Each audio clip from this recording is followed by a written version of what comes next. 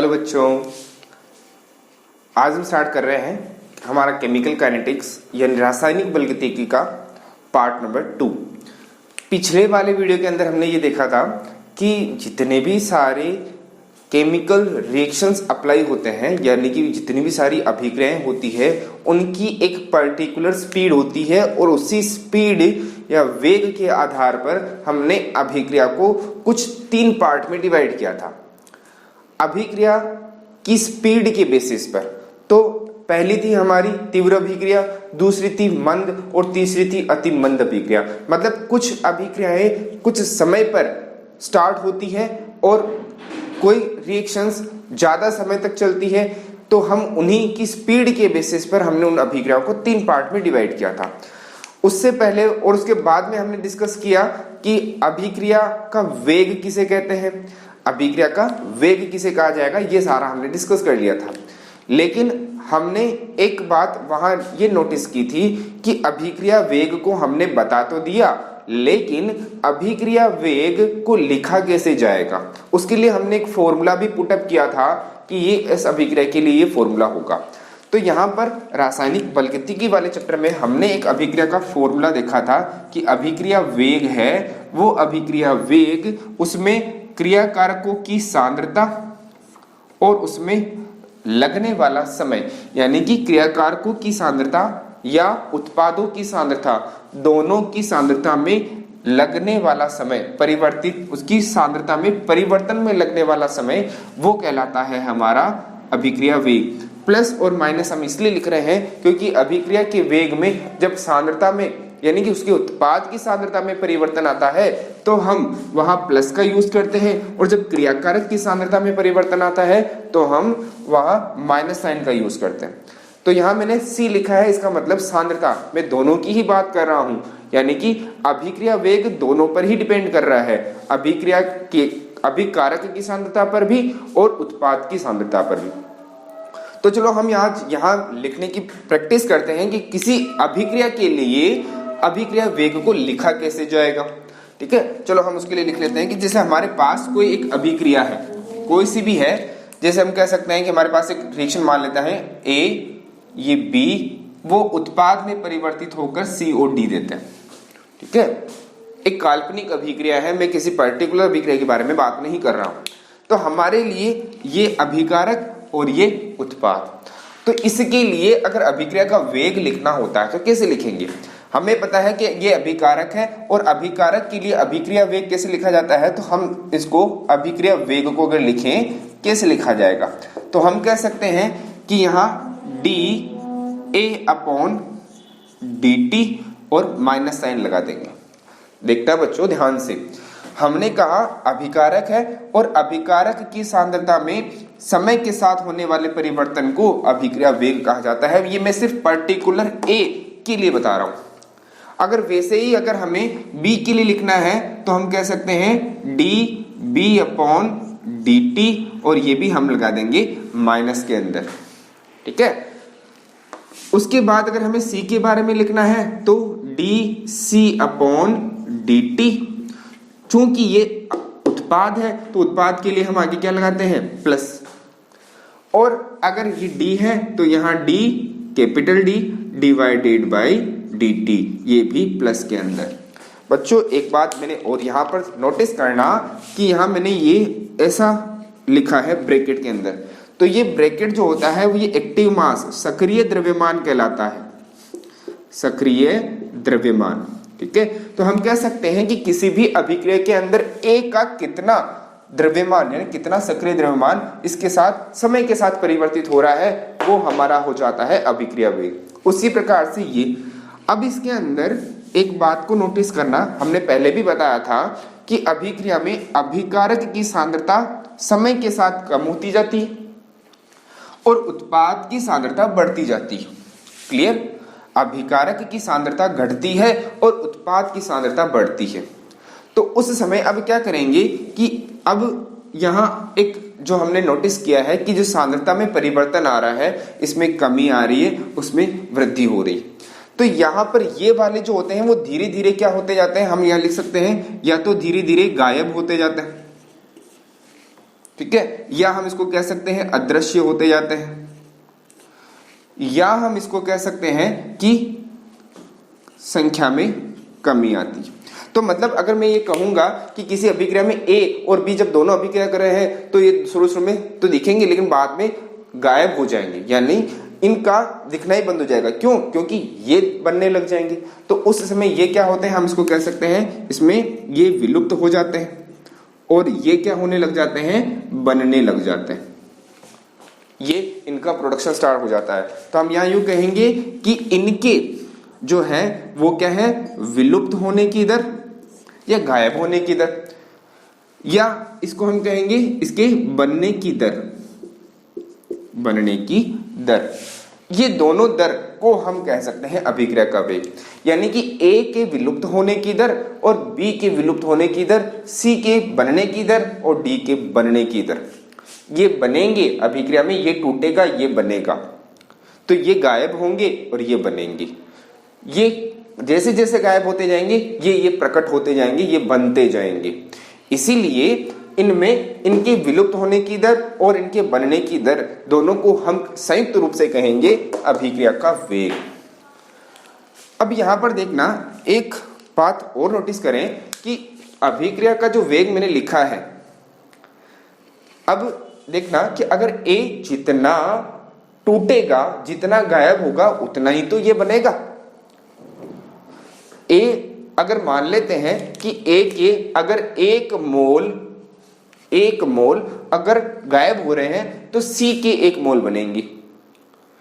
यानी कि अगर अभिकारक का 1 मोल अगर क्या होता है, टूटता है, गायब होता है, कमी आती है, तो हम कहेंगे 1 मोल किसका बनेगा, इस उत्पाद का बनेगा। ठीक है, तो यहां इसका 1 मोल का टूटना, कम होना, अदृश्य हो जाना, विलुप्त हो जाना, वो उसके 1 मोल उत्पाद में परिवर्तित होने के कारण ऐसा होता है। ठीक है, तो अब मैं ये इसलिए चीज बता रहा हूं क्योंकि जब न्यूमेरिकल सोल्व करते हैं तब यहां ये वर्ड आते हैं कि ए, बी और सी इस प्रकार से है, तो ए के विलुप्त होने की दर याद कीजिए या बी के बनने की दर याद कीजिए। तो मैं यहाँ इसलिए इस टर्म को यहाँ थोड़ा सा ज्यादा एक्सप्लेन कर रहा हूं, तो इसलिए इसको अच्छी तरह से समझना। ठीक है, और एक बात, केमिकल काइनेटिक्स रासायनिक बलगतिकी ये कहती है कि प्रत्येक अभिक्रिया के अंदर जो अभिक्रिया घटित हो रही है, ए और बी आपस में जुड़ रहे हैं और सी और डी बना रहे हैं, इनका वेग भी क्या होता है, समान होता है। यानी जैसे अभी हमने कहा कि 1 मोल इसके टूटेंगे तभी 1 मोल इसके बनेंगे, तो 1 मोल इसके टूटने का जो टाइम होगा वही टाइम इसकी 1 मोल बनने का होगा। ध्यान रखना बच्चों, 1 मोल अगर इसके टूटने का जितना टाइम इसमें लगेगा उसी को ही 1 मोल बनने में लगेगा। तो इसका मतलब हम कह सकते हैं कि इसकी 1 मोल के टूटने की दर इसके 1 मोल बनने की दर के बराबर होती है। मतलब अभिकारक का अभिक्रिया वेग उत्पाद के अभिक्रिया वेग के बराबर होता है। ठीक है, मैं इस पॉइंट को यहां लिख देता हूं तो उसको ध्यान में रखना। मतलब अभिकारक और उत्पाद इन दोनों का अभिक्रिया वेग दोनों बराबर होते हैं। ठीक है, तो अगर ये बराबर है तो हम क्या करेंगे, इन सभी के बीच में क्या लगा दे, बराबर का साइन लगा देते हैं। मतलब ए के टूटने की दर या विलुप्त होने की दर बी के विलुप्त होने की दर के बराबर होगी, और उसी प्रकार से बराबर होगी सी के बनने की दर के, और उसी प्रकार से बराबर होगी डी के बनने की दर के। ठीक है, तो यहां पर ये अभिक्रिया वेग हम इस प्रकार से लिख सकते हैं। बट में ये बराबर कब हो सकते हैं, जब किसी अभिक्रिया के अंदर किसी भी प्रकार की स्टोइकियोमेट्री का उपयोग नहीं हो रहा हो तब। स्टोइकियोमेट्री क्या है? स्टोइकियोमेट्री ये है कि इसके आगे जो भी अंक लिखे जाते हैं, जैसे अगर हम कह सकते हैं कि इसके आगे मैंने 5 लिख दिए, इसके आगे 3 लिख दिए, तो ये 5 और 3 जो मैंने लिखे हैं ये इसकी कहलाती है स्टोइकियोमेट्री। ठीक है, हिंदी में इसको बोलते हैं रस समीकरण मिति, स्टोइकियोमेट्री। तो ये इसकी स्टोइकियोमेट्री जब तक सभी की समान होगी तब उनके अभिक्रिया का वेग भी समान होगा। ठीक है, तो यहां मैं अभी तक स्टोइकियोमेट्री के बारे में नहीं समझा रहा हूं, फिर भी थोड़ा सा हिंट मैंने दिया है। कोशिश करना। यहाँ पर अभी जैसे अगर हमने यहाँ देखा तो इस जगह इन सभी की अभिक्रिया का वेग बराबर है, कारण क्योंकि इनकी स्टोइकियोमेट्री भी बराबर है। ओके, तो यहाँ पर A B C O D इन सभी का अभिक्रिया का वेग बराबर होगा। अगर हम यहाँ कहते हैं कि अगर स्टोइकियोमेट्री लिख दें, जैसे अगर मैं यहाँ लिख देता हूँ इसकी स्टोइकियोमेट्री N1 और इसकी स्टोइकियोमेट्री N2, और अगर इसकी स्टोइकियोमेट्री M1 और इसकी स्टोइकियोमेट्री M2 है, मान लेते कुछ भी है, तो उस समय इसके अभिक्रिया वेग को फिर कैसे लिखा जाएगा? बिल्कुल इजी है। अगर हम इसके अभिक्रिया वेग को लिखेंगे तो कैसे लिखेंगे? देखना, इसकी जो स्टोइकियोमेट्री है बस उसका क्या कर देना, हमें भाग दे देना है। भाग क्यों दे रहे हैं मैं समझा दूंगा। देखना, यहां पर N1 है तो हम क्या क्या लिख सकते हैं, 1/N1, जो भी स्टोइकियोमेट्री होगी उसका भाग दिया जाएगा। उसके बाद इसकी स्टोइकियोमेट्री कितनी है, यहाँ 1/N2, इसकी स्टोइकियोमेट्री 1/M1 और इसकी स्टोइकियोमेट्री 1/M2। ध्यान से बच्चों देखना, वापस समझा देता हूं। इसकी जो स्टोइकियोमेट्री होगी वो इसके डिवाइड में लिखी जाएगी। N1 तो डिवाइड में लिखा, N2 तो डिवाइड में लिखा, M1 को डिवाइड में, M2 को भी डिवाइड में। ऐसा क्यों किया जाता है? ठीक है, जैसे मैं काल्पनिक रिएक्शन ना लिखकर एक वास्तविक रिएक्शन लिखता हूं। हमारे सामने है कोई रिएक्शन, जैसे N2 और 3H2 और वो बना देती है 2NH3। काफी जानी मानी रिएक्शन है, विख्यात अभिक्रिया हेबर विधि वाली। ठीक है, तो अगर मैं इसके लिए अगर अभिक्रिया का वेग लिखता हूं तो कैसे लिखूंगा? देखना, इसके लिए लिखता हूं तो dN2 डिवाइडेड बाई dt। इसकी क्या लिखूंगा, dH2 डिवाइडेड बाई dt। चूंकि दोनों क्या है, अभिकारक यानी क्रियाकारक है, रिएक्टेंट है, इसलिए हम इसकी आगे क्या लगा देते हैं, माइनस लगा देते हैं। ठीक है, और इसी के बाद हम क्या लिखेंगे, dNH3 डिवाइडेड बाई dt, और ये प्रोडक्ट है इसलिए हमने यहाँ पर प्लस लगा दिया। अब सर आपने तो स्टोइकियोमेट्री को लिखा ही नहीं। अरे भाई लिख रहे हैं, जहां कहा रहे हैं हम, यही की यही तो है, समझा जाता है। इसकी स्टोइकियोमेट्री अगर इसके आगे कुछ नहीं लिखा हुआ है तो हम मान लेते हैं 1।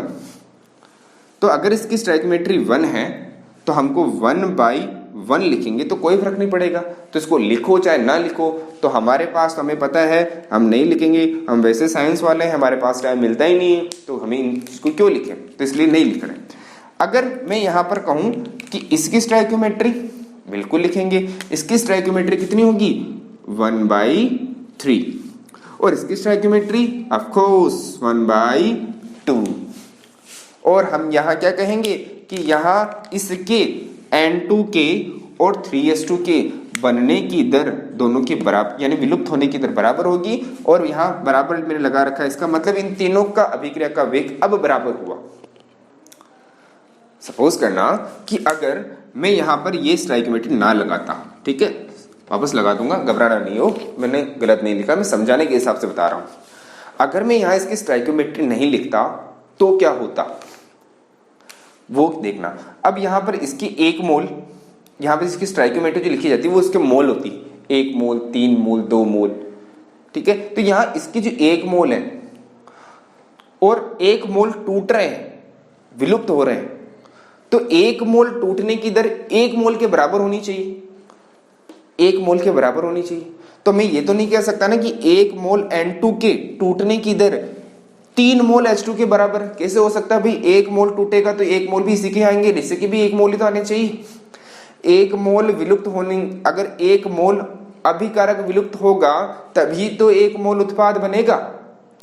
तो यहां पर 1 मोल के टूटने की दर, तो सभी को अगर मुझे 1 मोल बनाना है तो उसकी स्टोइकियोमेट्री का भाग दे दो। जैसे हम यहां पर अभी लिखा था कि इसके 1 मोल बनाते हैं, ठीक है, ये 1 मोल हो गया, इसको इसकी स्टोइकियोमेट्री से डिवाइड कर दो, मतलब 3 से डिवाइड कर दोगी तो वो क्या बन जाएगा, ये 1 मोल बना, ये भी क्या बन गया, 1 मोल। और अगर इसको 1 मोल बनाना है, फिर 2 मोल बन रहे हैं तो हम क्या कर देते हैं, हाफ कर देते हैं, तो क्या बन जाएगा यहाँ पर 1 मोल। बस यहां ध्यान देना, यहां पर ही है सारा लोचा, केमिकली लोचा, यानी कि 1 मोल N2 के डिसअपियर यानी विलुप्त होने की दर 1 मोल H2 के बराबर होगी बराबर, और उसी प्रकार से 1 मोल बनने की दर, इनकी 1 मोल बनने की दर भी बराबर होगी इसके।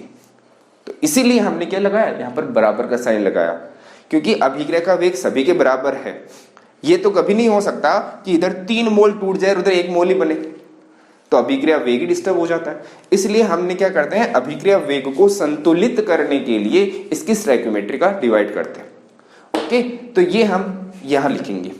तो एक कोई काल्पनिक अभिक्रिया होगी, तो ये और ये कुछ इस प्रकार से। तो अभिक्रिया के वेग को कुछ इस प्रकार से इस समीकरण के द्वारा लिखा जाएगा। तो बच्चों ध्यान से स्टोइकियोमेट्री का ध्यान रखना है, और उसमें उसके सभी बराबर होने चाहिए, ये वाला। ठीक है, जैसे अगर मैं कोई रिएक्शन देता हूं, सपोज करना कि नॉर्मल सी रिएक्शन ही है हमारे पास कि H2 प्लस I2 और 2HI। ठीक है, ये कोई रिएक्शन है। तो बताओ इसके लिए अभिक्रिया का वेग कैसे लिखा जाएगा। ठीक है, सीधा सा है। जैसे अगर इसके लिए अभिक्रिया का वेग लिखना है तो हम क्या लिखेंगे, D। तो dH2 अपॉन dt, ये इसके लिए लिखा हमने, इसके लिए बराबर, चूंकि हमें पता है इसके आगे 1 मोल है तो 1/1 लिखना जरूरी नहीं है, और यहाँ पर ये रिएक्टेंट है यानी क्रियाकारक है, इसके लिए यहाँ पर क्या आ जाएगा, माइनस का साइन। यहाँ पर भी क्या लिखेंगे, dI2 डिवाइडेड बाई dt, चूंकि ये भी अभिकारक है इसलिए माइनस। स्टोइकियोमेट्रीज 1/1 लिखना जरूरी नहीं। यहाँ पर क्या लिखेंगे, dHI डिवाइडेड बाई dt, और यहाँ की स्टोइकियोमेट्री 2 है तो हम यहाँ क्या कर सकते हैं, 1/2 लगा देंगे, और चूंकि प्लस है और ये सभी के वेग बराबर होते हैं, तो इसलिए हम अभिक्रिया का वेग कुछ इस प्रकार से लिख सकते हैं। तो इस अभिक्रिया के लिए ये अब हो गया ना, ये 1 मोल, ये भी 1 मोल, ये पहले 2 थे तो उसको हाफ कर दो तो क्या हो जाएगा, 1। तो इन सभी के लिए अभिक्रिया का वेग ऐसे लिखा जाएगा। ठीक है, इसके लिए स्क्रीनशॉट ले सकते हैं।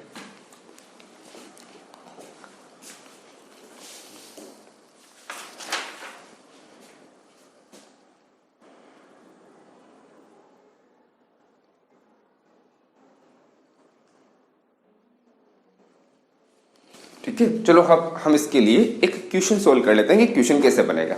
ओके, चलो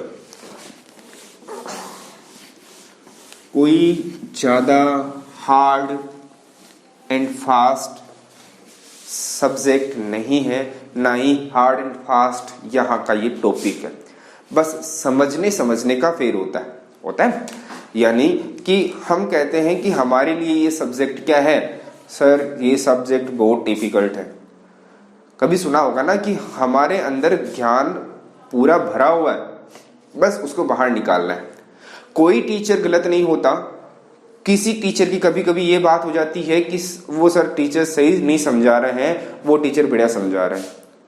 तो वो इसलिए है क्योंकि तुम्हारे अंदर वो सारी की सारी केमिस्ट्री, अगर मैं कहूं तो केमिकल काइनेटिक्स यानी रासायनिक बलगति तुम्हारे दिमाग में है, लेकिन मुझे उसे बाहर निकालना है। तो जो टीचर उसको बाहर निकाल लेता है, इजीली निकाल लेता है, तो हम कह देते हैं कि सर आप अच्छा पढ़ा रहे हो। लेकिन अगर कोई टीचर उसको सही तरीके से नहीं निकाल पाता है तो हम कहते हैं कि सर वो टीचर सही नहीं पढ़ा रहा है या हमें समझ में नहीं आ रहा है। तो समझ में नहीं आ रहा है उसमें ये हो सकता है कि वो टीचर शायद सही तरीके से निकाल नहीं पा रहा।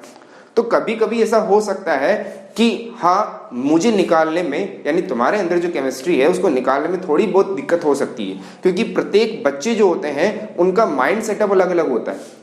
अगर क्लास के अंदर बहुत सारे बच्चे बैठे हुए होते हैं तो कुछ इंटेलिजेंट भी होते हैं, कुछ डफर भी होते हैं। अगर हम डफर के हिसाब से चले तो जो इंटेलिजेंट बच्चे होते हैं उनको लगता है कि सर आप तो बहुत इजी पढ़ा रहे हो, और अगर डफर यानी इंटेलिजेंट के अकॉर्डिंग पढ़ाए तो डफर वाले बच्चे को पल्ले ही नहीं पड़े कि सर यहाँ से जा रहा है। तो दोनों के हिसाब से माइंड सेटअप करके टीचर को उस मैटर को निकालना होता है। तो कभी ये मत देखना कि सर वो टीचर अच्छा नहीं पढ़ाते, बस ये है कि हमें थोड़ा सा फोकसिंग पावर बढ़ानी होती है। हम क्या करेंगे, जब तक हम हमारा फोकस नहीं रखेंगे तब तक हम क्लियर भी नहीं कर सकते।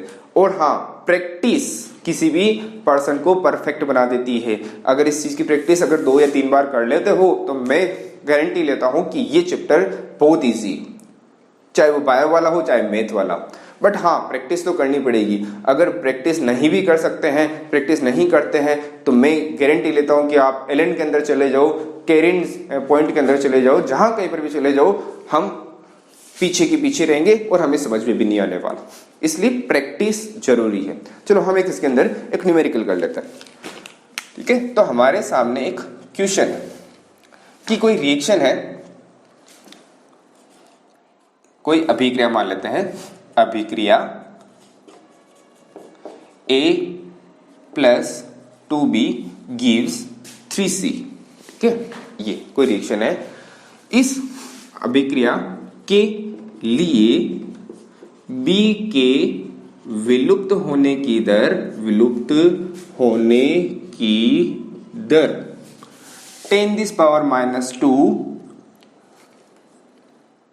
10⁻²⁻² mole litre inverse second inverse है। तो A के विलुप्त होने की दर तथा C के बनने की दर क्या होगी? ठीक है, ये हमारे सामने कोई क्वेश्चन है। इसको सोल्व कैसे करें? अरे भाई इजी है, कैसे सोल्व करें? देखना, पहले तो जहां कहीं पर भी कोई रिएक्शन लिखे तो हमें सबसे पहला फोकस उस रिएक्शन पर जाना चाहिए और उसके लिए अभिक्रिया वेग लिखो। हमने अभी जस्ट लिखा कि कोई भी अभिक्रिया है, उस काल्पनिक अभिक्रिया के लिए अगर हमें लिखना अभिक्रिया का वेग तो कैसे लिख सकते हैं? तो जैसे अगर हमारे सामने अभिक्रिया है A, ठीक है, A + 2B और गिव्स 3C। इसके लिए क्या लिखेंगे भाई? सीधी सी बात है, dA/dt माइनस में लगा दिया मैंने, इज इक्वल टू बराबर होगा 1/2 माइनस का dB/dt और प्लस 1/3 dC/dt। क्लियर?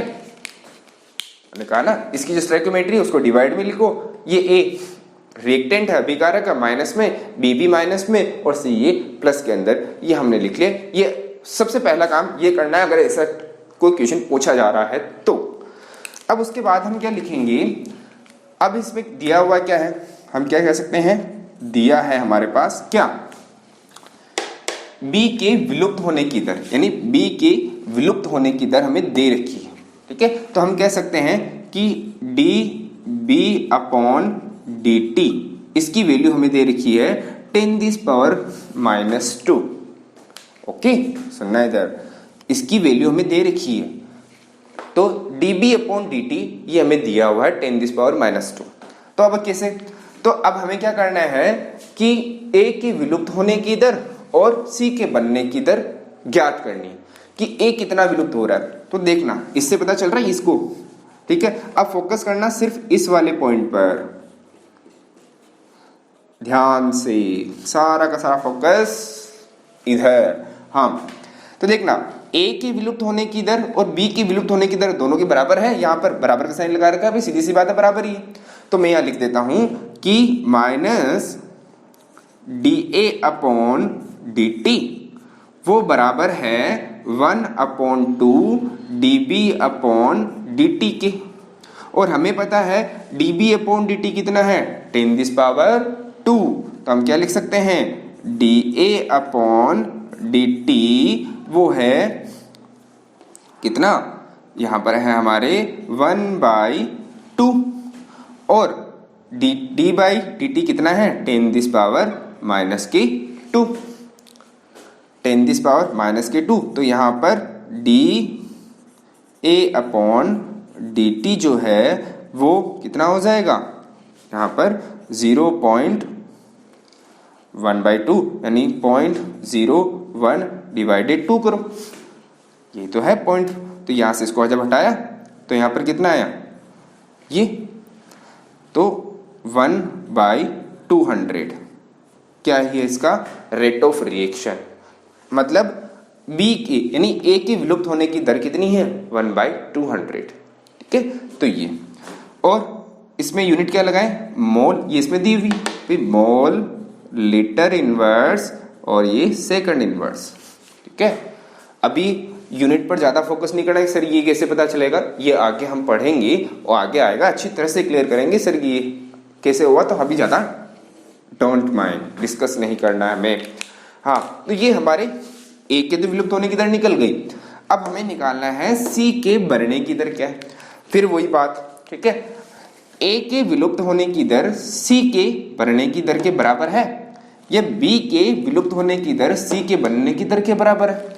तो अब हम यहाँ पर क्या लिखेंगे देखना, हम कह रहे हैं कि 1/2 dB अपॉन dt बराबर है 1/3 dC अपॉन dt के। ठीक है, अब यहाँ प्लस माइनस का कोई ज्यादा लोचा नहीं करना कि प्लस है माइनस है, उसमें से हमें ज्यादा कोई टेंशन नहीं लेनी, यहाँ काम नहीं आएगा। तो यहाँ dB अपॉन dt कितना दिया हुआ है, हमें पता है dB अपॉन dt 10⁻², तो हम यहाँ लिख सकते हैं 1/2 इंटू 10⁻²2 dB अपॉन dt, और यहाँ पर क्या है 1/3 dC अपॉन dt। ठीक है, तो ये हम इसको ऐसे लिखते हैं dC अपॉन dt। तो ये 3 जो है ये इधर डिवाइड में तो इधर जाएगा तो मल्टीपल में, तो 2/3 इंटू 10⁻², तो यहाँ पर हम कह सकते हैं 2/3, तो 2/3 इंटू 10⁻², इसको अब सोल्व करें तो कैसे क्या हो जाएगा, तो सोल्व कर लेते हैं, सीधी सी बात है। हम कह सकते हैं यहाँ 3 है, इसको 2 को डिवाइड करो, तो यहाँ पर 0.0 तो कितना हो जाएगा 6, ठीक है, और यहाँ पर 18 2, और फिर उसके बाद फिर 0, तो 6 हम कह सकते हैं 0.66 इंटू 10⁻² मॉल लीटर इनवर्स, और ये सेकंड इनवर्स, ये है हमारा टॉपिक। ओके, तो ये हम कह सकते हैं कि इस प्रकार से हम इसमें ए के विलुप्त होने की दर और बी के बनने की दर यानी कि सी के बनने की दर कैलकुलेट कर सकते हैं सिर्फ ए के बेसिस पर, लेकिन हमें हाँ ये पता होना चाहिए। ओके, ठीक है, तो ये कुछ इस प्रकार से। Okay, thank you.